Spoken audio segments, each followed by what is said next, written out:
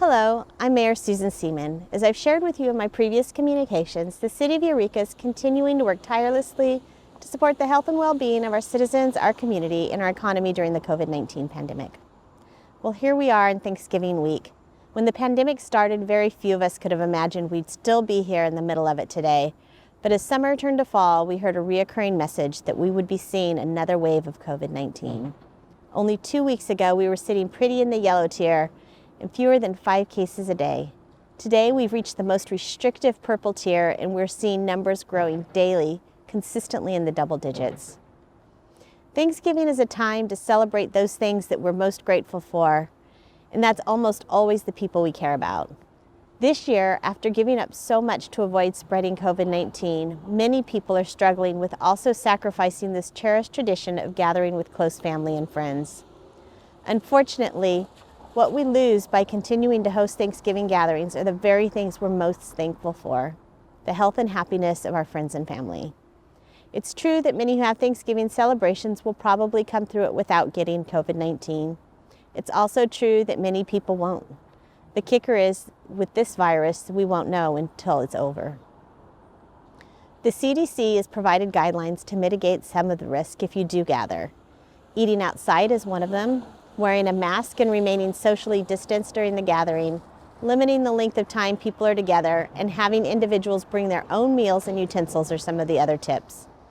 But the most surefire way for yourself and your family to stay safe while preventing the spread of COVID-19 is to stay home with your family unit. It's true that COVID-19 has made 2020 a historically terrible year. One thing I've noticed, though, is that when things are bad, we truly begin to recognize and appreciate those things that are important to us.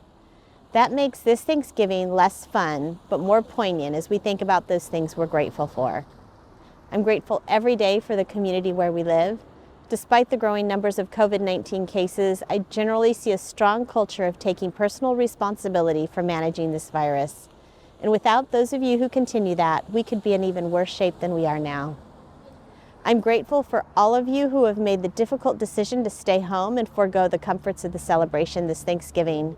Thank you for your sacrifice.